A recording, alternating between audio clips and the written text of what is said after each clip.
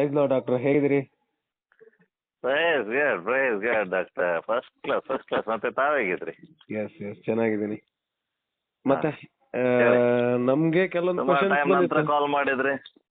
ಹೌದೌದು, ಕೆಲವೊಂದು ಕ್ವಶನ್ ಇತ್ತು ಕೇಳಲಿಕ್ಕೆ ನಿಮ್ಗೆ, ಅದಕ್ಕೆ ಕಾಲ್ ಮಾಡಿದ್ದೆ ನಾನು. ಹಾ, ಹಾ. ನಮ್ಗೆ ಕೆಲವೊಬ್ರೆಲ್ಲ ಈ ತರ ಕ್ವಶನ್ಸ್ ಕೇಳಿದ್ರು, ಕಳಿಸಿದ್ರು ಕೂಡ. ಹೌದು, ಈ ನಿತ್ಯ ಜೀವ ಹೊಂದ್ಬೇಕಾದ್ರೆ ಏನ್ ಮಾಡ್ಬೇಕು, ಮತ್ತೆ ನಿತ್ಯ ಜೀವದ ಬಗ್ಗೆ ಕೆಲವೊಬ್ರೆಲ್ಲ ಒಂದೊಂದು ಡೆಫಿನಿಷನ್ ಹೇಳ್ತಾರಲ್ಲ, ಹೀಗ್ ಮಾಡ್ಬೇಕು, ಹಾಗ್ ಮಾಡ್ಬೇಕು, ಹಾಗ್ ಮಾಡಿದ್ರೆ ಪಡ್ಕೋತೀರಾ, ಹೀಗ್ ಮಾಡಿದ್ರೆ ಕಳ್ಕೋತೀರಾ ಅಂತ. ಏನದು ಬೈಬಲ್ ಏನ್ ಹೇಳುತ್ತೆ ಇದ್ರ ಬಗ್ಗೆ ಕರೆಕ್ಟ್ ಆಗಿ? ಆಕ್ಚುಲಿ ಈ ಎಟರ್ನಲ್ ಲೈಫ್ ಬಗ್ಗೆ ಏನ್ ಹೇಳುತ್ತೆ ಬೈಬಲ್? ಈಗ ನಾನು ಕೆಲವೊಂದು ಶಾರ್ಟ್ ಕಟ್ ಅಲ್ಲಿ ಹೇಳಿಕ್ ಟ್ರೈ ಮಾಡ್ತೇನೆ ನಿಮ್ಗೆ, ಓಕೆ? ಯಾಕಂದ್ರೆ ನಾನು ಇಲ್ಲಿ ಕೆಲಸದ ಮೇಲೆ ಕ್ಯೂರಿಂಗ್ ಮಾಡ್ತಾ ಇದ್ದೀನಿ, ಓಕೆನಾ? ಓಕೆ. ಆದ್ರೂ ಕೂಡ ಕೆಲವೊಂದು ಇದು ಆಕ್ಚುಲಿ ಏನಾಗ್ತಾ ಇದೆ ಅಂದ್ರೆ, ಜನರು ಇಟರ್ನಲ್ ಲೈಫ್ ಅಂದದ ಕೂಡಲೇ ನಿತ್ಯ ಜೀವ ಅಂತ ಏನು ಕನ್ನಡದಲ್ಲಿ ಹೇಳ್ತಾರೆ, ಅದು ಕನ್ನಡದಲ್ಲಿ ಅಷ್ಟು ಅದು ಆ ವರ್ಡ್ ಅದನ್ನ ಡಿಫೈನ್ ಮಾಡಲ್ಲ. ಅದಕ್ಕೆ ಸ್ಯಾಟಿಸ್ಫ್ಯಾಕ್ಟರಿ ಆನ್ಸರ್ ಕೊಡ್ಲಿಕ್ಕೆ ಕಷ್ಟ ಅನ್ಸುತ್ತೆ ನಮ್ ಕನ್ನಡದ ಪ್ರಕಾರ. ಬಟ್ ಆದ್ರೂ ನಾನು ಟ್ರೈ ಮಾಡ್ತೇನೆ, ನೋಡುವ ಎಷ್ಟು ನಮ್ಮಿಂದ ಗ್ರಾಸ್ಪ್ ಮಾಡ್ಲಿಕ್ಕೆ ಆಗತ್ತೆ ಅಂತ.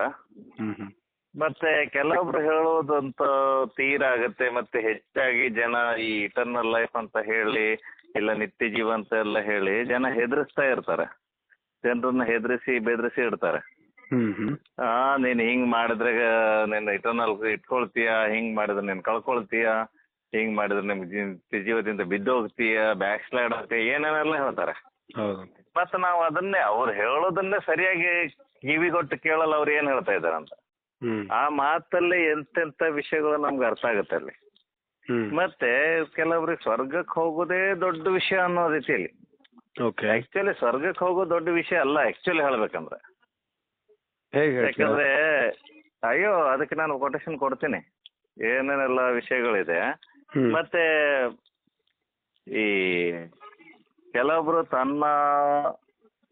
ತಾನ್ ಕಲ್ಸಿದೆ ದೊಡ್ಡದಂತ ತೋರಿಸ್ಕೊಳ್ಲಿಕ್ಕೆ ಏನೇನೋ ಮಾತಾಡಿ ಏಸು ಮಾಡಿದ್ ಏನು ಅಲ್ಲ ಅನ್ನೋ ರೀತಿಯಲ್ಲಿ ಪ್ರೆಸೆಂಟ್ ಮಾಡ್ತಾರೆ. ಏಸು ಮಾಡಿದ್ದು ನನಗೆ ಮಾತ್ರ, ಅವರಿಗೆಲ್ಲ ಸಾಕಾಗಲ್ಲ, ಅವರು ಈ ತರ ಮಾಡಿ ಪಡ್ಕೊಳ್ಬೇಕು, ಈ ತರ ಮಾಡಿ ಜಯಿಸ್ಬೇಕು, ಈ ತರ ಮಾಡಿ ಗೆಲ್ಬೇಕು ಅನ್ನೋ ರೀತಿಯಲ್ಲಿ ಪ್ರೆಸೆಂಟ್ ಮಾಡ್ತಾರೆ. ಆದ್ರೆ ಬೈಬಲ್ ಅದ್ರ ಬಗ್ಗೆ ಎಷ್ಟು ಕೇರ್ಫುಲ್ ಆಗಿ ಮಾತಾಡುತ್ತೆ, ಹೇಗೆ ಮಾತಾಡುತ್ತೆ ಅದು ನೋಡಲ್ಲ. ಯಾರ ಹತ್ರ ಕ್ರಿಸ್ತ ಯೇಸು ಇದ್ದಾನೆ, ತಂದೆ ಮಗ ಇದ್ದಾರೆ, ಅವರಲ್ಲಿ ನಿತ್ಯ ಜೀವ ಇದೆ ಅಂತ ಹೇಳುತ್ತೆ. ನಾವು ಇದು ಜಾನ್ 17:3 ನಾವು ನೋಡ್ಬೋದು. ಮತ್ತೆ ನಾವ್ ಹೇಳ್ತೀವಿ ಸತ್ತ ನಂತರ ಅವನು ಸ್ವರ್ಗಕ್ಕೆ ಹೋಗ್ತಾನೆ, ಇಲ್ಲ ನಿತ್ಯ ಜೀವ ಪಡ್ಕೊಳ್ತಾನೆ ಅಂತ. ಇಲ್ಲಿ ಸ್ವರ್ಗದ ಬಗ್ಗೆ ನಾವು ಎಫೆಸದಲ್ಲಿ ಓದಿದ್ರೆ ಗೊತ್ತಾಗುತ್ತೆ ನಮ್ಗೆ. ನೀವು you have been seated at the right hand of father ಅಂದ್ರೆ ತಂದೆ ಬಲಗಡೆಯಲ್ಲಿ ನಮ್ಗೆ ಕ್ರಿಸ್ತ ಯೇಸುವಿನಲ್ಲಿ ಆಲ್ರೆಡಿ ಆಸ್ಥಾನ ಏನ್ ಹೇಳ್ತಾರೆ ಕೂರಿಸಿದ್ದಾರೆ ಅಂತ ಹೇಳುತ್ತೆ. ನಮ್ಗೆ ಆಲ್ರೆಡಿ ತಂದೆ ಬಲಗಡೆ ಅವನ ಬಲಪಾರ್ಶ್ವದಲ್ಲಿ ಕೂರಿಸಿ ಆಯ್ತಂದ್ರೆ, ಸೊ ಯಾವಾಗ ನಾವು ಕ್ರಿಸ್ತನ ಸ್ವೀಕಾರ ಮಾಡ್ತೀವಿ ಅಲ್ಲೇ ನಿತ್ಯ ಜೀವ ನಮ್ಗೆ ಸಿಗುತ್ತೆ, ಇಟರ್ನಲ್ ಲೈಫ್ ಏನ್ ಹೇಳಿದೆ. ಮತ್ತೆ ಇನ್ನೊಂದು ಇದ್ರಲ್ಲಿ ನಾವು ನೋಡೋದಾದ್ರೆ ಇಟರ್ನಲ್ ಲೈಫಿಗೂ ಎವರ್ ಲಾಸ್ಟಿಂಗ್ ಲೈಫಿಗೂ ಡಿಫ್ರೆನ್ಸ್ ನಮ್ಮ ಜನರಿಗೆ ಗೊತ್ತಾಗಲ್ಲ. ಎವರ್ ಲಾಸ್ಟಿಂಗ್ ಲೈಫೇ ಬೇರೆ, ಇಟರ್ನಲ್ ಲೈಫೇ ಬೇರೆ. ಎವರ್ ಲಾಸ್ಟಿಂಗ್ ಲೈಫ್ ಅಂದ್ರೆ ನಾವು ನಾರ್ಮಲ್ ಆಗಿ ಏನ್ ನೋಡ್ತೀವಿ, ಇದ್ರ ಮೇಲೆ ಜಾಸ್ತಿ ಜನ ಡೆಫಿನೇಷನ್ ಕೊಟ್ಟದ್ದಾಗ್ಲಿ ಎಕ್ಸ್ಪ್ಲನೇಷನ್ ಕೊಟ್ಟದ್ದು ನಾನು ಇವತ್ತಿನವರೆಗೆ ಏನ್ ಕೇಳಲಿಲ್ಲ. ಬಟ್ ನಾನ್ ಹೇಳೋದ್ ಕೇಳ್ಕೊಂಡು ಕೆಲವೊಬ್ರು ಅದು ಟ್ರೈ ಮಾಡಿದ್ದಾರೆ ಬಿಟ್ರೆ ಅದ್ರ ಅರ್ಥ ಕೊಡ್ಲಿಕ್ಕೆ. ಹೆಚ್ಚಾಗಿ ನನ್ಗೇನು ದೊಡ್ಡ ಪ್ರೀಚರ್ಸ್ ಆಗ್ಲಿ, ಐಟ್ಯೂನ್ಸ್ ಆಗ್ಲಿ, ಯಾರಾದ್ರೂ ಕೆಲವು ಏಂಜಲಿಸ್ಟ್ ಆಗ್ಲಿ ಆತರ ಮಾತಾಡಿದ್ದೇನು ಕೇಳಲಿಕ್ಕೆ ಸಿಗ್ಲಿಲ್ಲ. ರೈಟ್. ಆದ್ರೂ ಕೂಡ ನೋಡಿ, ಇಟರ್ನಲ್ ಲೈಫ್ ಅಂದ್ರೆ ಇಟರ್ನಲ್, ಅದಕ್ಕೆ ಯಾವ್ದಕ್ಕೆ ಸ್ಟಾರ್ಟ್ ಇಲ್ಲ, ಯಾವ್ದಕ್ಕೆ ಎಂಡ್ ಇಲ್ಲ. ಸೊ ಇಟರ್ನಲ್ ಆದ್ರೆ ಕಳ್ಕೊಳ್ಳಿಕ್ ಸಾಧ್ಯನೇ ಇಲ್ಲ.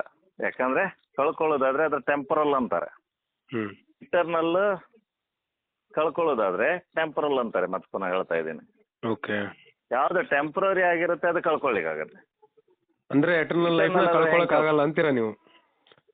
ಒಂದು ಸಲ ಸಿಕ್ಕರೆ ಕಳ್ಕೊಳ್ಳೋದು ಹೇಗೆ? ಯಾಕಂದ್ರೆ ಇಟರ್ನಲ್ ಲೈಫ್ ನಮ್ದಲ್ಲ ಕಳ್ಕೊಳ್ಳಿಕ್ಕೆ, ಅದು ಯೇಸುವಿನ ಸ್ವತಃ ಜೀವನ ನಮ್ಗೆ ಸಿಗುತ್ತೆ. ಸೊ ನಾವು ಇಟರ್ನಲ್ ಫಿಗರ್ ಆಗ್ತೀವಿ. ಈಗ ಸ್ವರ್ಗದ ಒಂದು ವಿಷಯ ಅದಕ್ಕೆ ನಾವು ಇನ್ವಾಲ್ವ್ ಮಾಡಿದ್ರೆ, ಈಗ ಇಟರ್ನಲ್ ಲೈಫ್ ಯೇಸುವಿನ ಲೈಫ್ ನಮ್ಗೆ ಸಿಗುತ್ತೆ, ಯಾವ್ದಕ್ಕೆ ಸ್ಟಾರ್ಟ್ ಇಲ್ಲ, ಯಾವ್ದಕ್ಕೆ ಎಂಡ್ ಇಲ್ಲ. ಎವರ್ ಲಾಸ್ಟಿಂಗ್ ಲೈಫ್ ಅಂದ್ರೆ ನಮ್ಮ ಲೈಫೇ ಸ್ಟಾರ್ಟಿಂಗ್ ಇದೆ, ಅದು ಎವರ್ ಲಾಸ್ಟ್, ಅದಕ್ಕೆ ಎಂಡ್ ಇಲ್ಲ. ಒಂದೇ ಸ್ವರ್ಗ ಒಂದೇ ನರಕ ಅಂತ ಆತರ. ಸ್ವರ್ಗದಲ್ಲಿ ಕೂಡ ಎಂಡ್ ಇಲ್ಲ, ನರಕದಲ್ಲಿ ಕೂಡ ಎಂಡ್ ಇಲ್ಲ, ಅಂತೆ ಇಲ್ಲ. ಅದಕ್ಕೆ ಎವರ್ ಲಾಸ್ಟಿಂಗ್ ಅಂತಾರೆ. ಆದ್ರೆ ಯಾವ್ದು ಇಟರ್ನಲ್ ಇದೆ ಅದು ಯೇಸುವಿನ ಜೀವನ. ಆ ಯೇಸುವಿನ ಲೈಫ್ ನಮ್ಗೆ ಯಾವಾಗ ಸಿಕ್ಕದವಾಗ ನಾವು ಇಟರ್ನಲ್ ಬೀಯಿಂಗ್ಸ್ ಆಗ್ತೀವಿ. ನಮ್ಮ ಸ್ಪಿರಿಚುವಾಲಿಟಿ ಅದರ ಡೈಮೆನ್ಷನ್ ಚೇಂಜ್ ಆಗುತ್ತೆ. ಅದು ಮಾತ್ರ ಅಲ್ಲದೆ ಅದ್ರಲ್ಲಿ ನಾವು ಇನ್ನೂ ಕೆಲವೊಂದು ನೋಡ್ಬೋದು. ನಾವು ಎಫೆಸದಲ್ಲಿ 4ನೇ ಅಧ್ಯಾಯ 10ನೇ ವಾಕ್ಯದಲ್ಲಿ ನಾವು ನೋಡಿದ್ರೆ, ಯೇಸು ಯಾವಾಗ ಸತ್ತವರೊಳಗಿಂದ ಎದ್ದು ಅವನು, ನಾವು ನೋಡ್ತೀವಿ ಅವನು ಅದೋ ಭಾಗದಲ್ಲಿ ಭೂಮಿಯಲ್ಲಿ ಇಳ್ದ ಅಂತ ಇದೆ ಅಲ್ವಾ. ಭೂಮಿಯ ಗರ್ಭಕ್ಕೆ ಇಳ್ದ, ಕೆಳಭಾಗದಕ್ಕೆ ಹೋದ, ಕೆಲವ್ರು ಹೇಳ್ತಾರೆ ಅವನು ನರಕಕ್ಕೆ ಹೋದ ಅಂತ, ಕೆಲವ್ರು ಹೇಳ್ತಾರೆ ಪಾತಾಳಕ್ಕೆ ಹೋದ ಅಂತ. ಅದು ಯಾವುದೇ ಆಗ್ಲಿ, ಸೊ ಅವನು ಅದೋ ಭಾಗಕ್ಕೆ ಇಳಿದ ನಂತರ ಅವನು ಎಲ್ಲ ಹೆವೆನ್ಸ್ ಅನ್ನ ಕ್ರಾಸ್ ಮಾಡಿ ಹೋಗಿದ್ದಂತೆ. ಅಂದ್ರೆ ಎಲ್ಲ ಸ್ವರ್ಗಗಳನ್ನು, ಯಾಕಂದ್ರೆ ಕೆಲವೊಬ್ರು ಹೇಳೋ ಪ್ರಕಾರ 3 ಸ್ವರ್ಗ ಇದೆ. ಯಾಕಂದ್ರೆ ಕೆಲವು ವೊಕ್ಯಾಬ್ಯುಲರಿ ಪ್ರಕಾರ ನಾವು ಹೀಬ್ರೂ ಮತ್ತೆ ಗ್ರೀಕ್ ಮಿಕ್ಸ್ ಮಾಡಿದ್ರೆ ಅಲ್ಲಿ ಬೇರೆ ಬೇರೆ ಮೀನಿಂಗ್ ಬರುತ್ತೆ, ಅದು ಕರೆಕ್ಟ್. ಆದ್ರೆ ಅದನ್ನು ಕೂಡ ಈ ಕೊಟೇಶನ್ ದಾಟುತ್ತೆ, ಮೀರುತ್ತೆ. ಅವನು ಎಲ್ಲ ಸ್ವರ್ಗಗಳನ್ನು ದಾಟಿ ಹೋದ ಅಂದ್ರೆ ಸ್ವರ್ಗ ಒಂದು ಲಿಮಿಟೆಡ್ ಪ್ಲೇಸ್ ಆಗಿದೆ ಅಂತ ನಮ್ಗೆ ಗೊತ್ತಾಗತ್ತೆ. ಮತ್ತೆ ಸ್ವರ್ಗ ಒಂದು ಸೃಷ್ಟಿ, ಯಾವುದು ಸೃಷ್ಟಿ ಮಾಡಿದೆ ಅದಕ್ಕೆ ಒಂದು ಲಿಮಿಟೇಷನ್ ಇರುತ್ತೆ. ಅದು ಇಟರ್ನಲ್ ಇಲ್ಲ, ಏನ್ ಹೇಳ್ತಾರೆ,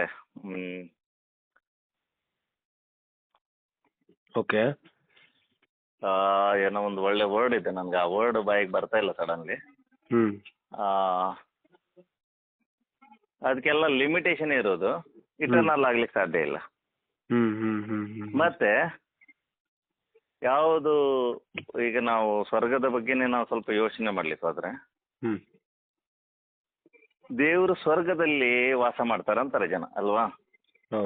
ದೇವರು ಸ್ವರ್ಗದಲ್ಲಿರುವುದಾದ್ರೆ ನಾವು ನೋಡ್ತೀವಿ Genesis 1:1 in the beginning god created heavens and the earth ಅಲ್ಲ. ಹೆವೆನ್ಸ್ ಅಂತ ಏನಿದೆ ಅದು ಹೀಬ್ರೂದಲ್ಲಿ ಕೂಡ ನೋಡಿದ್ರೆ ನಮ್ಗೆ ಗೊತ್ತಾಗುತ್ತೆ, ಎಲ್ಲ ಸ್ವರ್ಗಗಳ ಬಗ್ಗೆ ಇರುತ್ತೆ ಅಲ್ಲಿ. ಸೊ ಸ್ವರ್ಗ ಸೃಷ್ಟಿ ಮಾಡಿದ್ದೆ ಆದ್ರೆ, ಹೌದು ಆಕಾಶ ಅಂತ ಇದೆ, ಆದ್ರೆ ಈವನ್ ಸ್ವರ್ಗ ಕೂಡ ದೇವರು ಸೃಷ್ಟಿ ಮಾಡಿದ್ದೆ. ದೇವರು ಸ್ವರ್ಗ ಸೃಷ್ಟಿ ಮಾಡೋದಾದ್ರೆ ಅವನು ಅದನ್ನ ಸೃಷ್ಟಿ ಮಾಡೋಕ್ಕಿಂತ ಮುಂಚೆ ಉಳ್ಕೊಳ್ತಿದ್ದ ಅಲ್ವಾ. ಸೊ ಸ್ವರ್ಗ ಸೃಷ್ಟಿ ಮಾಡ್ಲಿಲ್ಲ ಅಂದ್ರೆ ಸ್ವರ್ಗ ಇಟರ್ನಲ್ ಆಯ್ತಲ್ಲ. ಸೊ ಆವಾಗ ಆದ್ರೆ ಸ್ವರ್ಗ ದೇವ್ರಿಗಿಂತ ದೊಡ್ಡದ? ಇಲ್ಲ ಅಲ್ವಾ, ದೇವರೇ ದೊಡ್ಡವನು. He is a supreme being. So ಹಾಗಿರ್ಬೇಕಾದ್ರೆ ದೇವರು ಸ್ವರ್ಗ ಸೃಷ್ಟಿ ಮಾಡೋದಾದ್ರೆ ಅದ್ರ ಮುಂಚೆ ಎಲ್ಲಿ ಉಳಿತಿದ್ದ? ಸೊ ಅದರ ಅರ್ಥ ಸ್ವರ್ಗದಲ್ಲಿ ಉಳಿಯೋದಕ್ಕೋಸ್ಕರ ಅಲ್ಲ, ಸ್ವರ್ಗ ಒಂದು ಲಿಮಿಟೆಡ್ ಆದ ಪ್ಲೇಸ್ ಅದು. ದೇವರ ಪರ್ಸ್ಪೆಕ್ಟಿವ್ ಅಲ್ಲಿ ನಮ್ಗದು ದೊಡ್ಡದೇ. ಯಾಕಂದ್ರೆ ಮನುಷ್ಯರಿಗೆ ನಾವು ಲಿಮಿಟೆಡ್ ಇದರಿಂದ, ಲಿಮಿಟೆಡ್ ಸಿಚುವೇಶನ್ ಇಂದ ಎಕ್ಸ್ಟ್ರಾ ಆರ್ಡಿನರಿ ಬೀಯಿಂಗ್ ಆಗ್ತೀವಿ ಯಾವಾಗ ನಾವು ಯೇಸುವನ್ನು ಸ್ವೀಕಾರ ಮಾಡ್ತೀವಿ. ಅವನ ಲೈಫ್ ನಮ್ಗೆ ಸಿಗತ್ತೆ. ಸೊ ಹಾಗಿರೋದ್ರಿಂದ ನಾವು ನೋಡ್ಬೋದು, ಇಲ್ಲಿ ಎಫೆಸದಲ್ಲಿ ನಾವು ನೋಡ್ತೀವಿ ಎಲ್ಲ ಸ್ವರ್ಗಗಳನ್ನು ದಾಟಿ ಯೇಸು ಹೋಗ್ತಾನಂತೆ.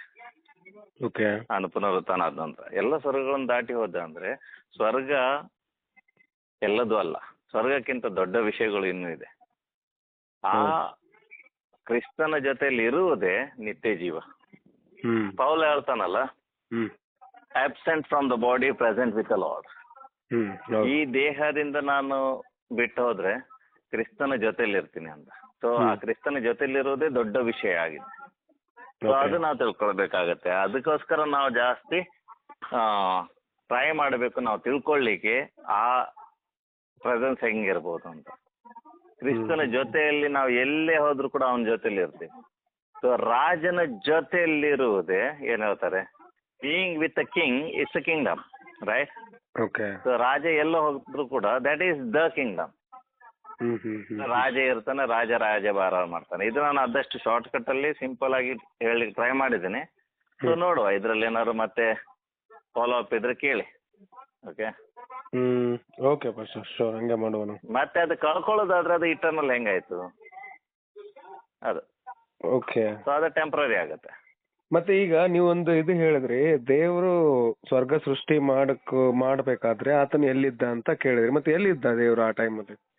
ವಾ ಸೊ ಈಗ ನಮ್ದೊಂದು ಅರ್ಧ ಕೆಜಿ 1/4 ಕೆಜಿ ಬ್ರೈನ್ ಅಲ್ಲಿ ಇದೆಲ್ಲ ನಾವು ಕಾಂಪ್ರಿಹ್ಯಾಂಡ್ ಮಾಡ್ಲಿಕ್ಕೆ ಆಗದಿದ್ರೆ ಆ ವಿಷಯನೇ ಬೇರೆ ಇರ್ತಿತ್ತು. ಸೊ ನಮ್ಗೆಲ್ಲ ಕಾಂಪ್ರಿಹ್ಯಾಂಡ್ ಮಾಡ್ಲಿಕ್ಕೆ ಆಗಲ್ಲ, ಆದ್ರೆ ನಾವು ಎಷ್ಟು ಆಪ್ರಿಹ್ಯಾಂಡ್ ಮಾಡ್ಕೊಳ್ಲಿಕ್ಕೆ ಆಗತ್ತೆ ಅಷ್ಟು ದೇವ್ರು ನಮ್ಮ ಇದ್ರಲ್ಲಿ ಕೊಟ್ಟಿದ್ದಾನೆ. ಸೊ ನಾವು ಹೇಳೋದಾದ್ರೆ ಅದಕ್ಕೋಸ್ಕರ ಹೇಳೋದು, ನಾವೀಗ ಟೈಮ್ ಡೈಮೆನ್ಷನ್ ಅಲ್ಲಿ ಇದ್ದೀವಿ. ಸೊ ಟೈಮ್ ಡೈಮೆನ್ಷನ್ ಅಲ್ಲಿ ನಾವು 1 to 1 ನೋಡ್ತೀವಿ. ನಮ್ಗೆ ಒಂದೇ ನಮ್ ಸಿಸ್ಟಮ್. ಆದ್ರೆ ಅವನ ಡೈಮೆನ್ಷನ್ ಅಲ್ಲಿ ನಾವು ನೋಡ್ಲಿಕ್ಕೆ ಹೋದ್ರೆ ತುಂಬಾ ಡಿಫ್ರೆಂಟ್ ಆಗಿರತ್ತೆ. ಯಾಕಂದ್ರೆ ಅವನೇ ಇಟರ್ನಲ್ ಫಿಗರ್ ಆದ್ರೆ ಸೊ ಅವನು ಅನ್ನುವುದೇ ದೊಡ್ಡ ವಿಷಯ. ಅಲ್ಲಿ ನಾವು ಇದು ನೋಡಿದ್ರೆ ದೇವರು ಬೇರೆ ಡೈಮೆನ್ಷನ್ ಅಲ್ಲಿ ಇದ್ದಾರೆ. ಅವನು ಉಳ್ಕೊಳ್ಳಿಕ್ ಜಾಗ ಬೇಕಂತಿಲ್ಲ, ಬಟ್ ಆ ಜಾಗ ಬೇಕಾದ್ರೆ ಅವನೇ ಸೃಷ್ಟಿ ಮಾಡ್ಬೇಕಲ್ವಾ. ಸೊ ಸೃಷ್ಟಿ ಮಾಡೋಕ್ಕಿಂತ ಮುಂಚೆ ಎಲ್ಲಿ ಉಳಿತಾನೆ? So he is outside of time. ಅದನ್ನೇ ನಾವು ನೋಡ್ಬೋದು. ಈ ಕೆಲವೊಂದು ವೊಕ್ಯಾಬುಲರಿಯಲ್ಲಿ ಕೆಲವೊಂದು ಕೊಟೇಶನ್ ನಾವು ನೋಡ್ತೀವಿ ರೆವಲ್ಯೂಷನ್ ಅಲ್ಲಿ ಮತ್ತೆ ಪೇತ್ರನ ಪತ್ರಿಕೆಯಲ್ಲಿ.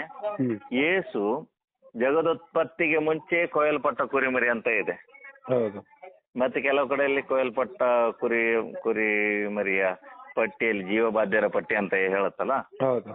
ಜೀವಬಾಧ್ಯರ ಪಟ್ಟಿ ಜಗದೋತ್ಪತ್ತಿಗೆ ಮುಂಚೆ ಆ ಕುರಿಯಲ್ಲಿ ಕುರಿ ಹತ್ರ ಹೆಂಗ್ ಬಂತು? ಮತ್ತೆ ಆ ಕುರಿ ಜಗದೋತ್ಪತ್ತಿಗೆ ಮುಂಚೆ ಕೊಯ್ಯಲ್ಪಟ್ಟಿದೆ ಅಂತ ಇದೆ. ಅದು ಯಾವುದೇ ಸೆನ್ಸ್ ಅಲ್ಲಿ ನಾವು ತಕೊಂಡಿದ್ರು, ಈ ಸೆನ್ಸ್ ಅಲ್ಲಿ ಇಲ್ಲ ಆ ಸೆನ್ಸ್ ಅಲ್ಲಿ ತಕೊಂಡಿದ್ರು ಕೂಡ. ಸೊ ಅಲ್ಲಿ ನಾವು ನೋಡ್ತೀವಿ ಯೇಸು ಇಟರ್ನಲ್ ಫಿಗರ್ ಅಂತ. ಅವನಿಗೆ ಆರಂಭನೂ ಇಲ್ಲ ಅಂತೇನೂ ಇಲ್ಲ. So that is called eternal life. ಯಾವ್ದಕ್ಕೆ ಆರಂಭ ಇಲ್ಲ, ಯಾವ್ದಕ್ಕೆ ಅಂತ್ಯ ಇಲ್ಲ. ಅದಕ್ಕೆ ವಾಕ್ಯ ಇದೆ ಆಲ್ಫಾ ಅಂಡ್ ಒಮೆಗಾ ಅಂತ. ಆಲ್ಫಾ ಅಂಡ್ ಒಮೆಗಾ ಹೀಬ್ರೂ ಅಲ್ಲಿ ಅಲೆಫ್ ವೆ ತಾಫ್ ಅಂತಾರೆ. ಅಲೆಫ್ ವೆ ತಾಫ್, ಸ್ಟಾರ್ಟಿಂಗ್ ಮತ್ತೆ ಎಂಡ್ ಅವನೇ. ಸೊ ಅವನಲ್ಲಿ ನಾವೆಲ್ಲ ಕಂಡುಕೊಳ್ತೀವಿ ಅಂತ ಹೇಳ್ತಾ ಇದ್ದೆ. ಅದೇ ಈವನ್ ಕೆಲವು ಫಿಲಾಸಫರ್ಗಳು ಅರ್ಥ ಮಾಡ್ಕೊಳ್ಳಿಕ್ ಪ್ರಯತ್ನ ಮಾಡ್ತಿದ್ರು. ಸಾಕ್ರಟಿಸ್ ಆಗ್ಲಿ, ಪ್ಲೇಟೋ, ಅರಿಸ್ಟಾಟಲ್ ಏನಿದೆ ಫಿಲಾಸಫಿ, ಅದಕ್ಕೆ ಏನ್ ಹೇಳ್ತಾರೆ ಸ್ಟೋಯಿಕ್ ಮತ್ತೆ ಎಪಿಕ್ಯೂರಿಯಸ್, ಅವ್ರ ಜೊತೆಲಿ ಕೂಡ ಪೌಲ ಮಾತಾಡೋದು ನಾವು ನೋಡ್ತೀವಿ. ಪೌಲ ಹೇಗೆ ಅವರಿಗೆ ಅದನ್ನೆಲ್ಲ ಎಕ್ಸ್ಪ್ಲೇನ್ ಮಾಡ್ಲಿಕ್ಕೆ ಟ್ರೈ ಮಾಡ್ತಿದ್ದ. ನಿಮ್ಮ ಕವಿಗಳು ಹೇಳಿದಂತಹ ದೇವರ ಪರಿಚಯ ನಾನು ಮಾಡಿಸಿಕೊಡ್ತೀನಿ ಅಂತ ಹೇಳ್ತಿದ್ದ ಅವನು.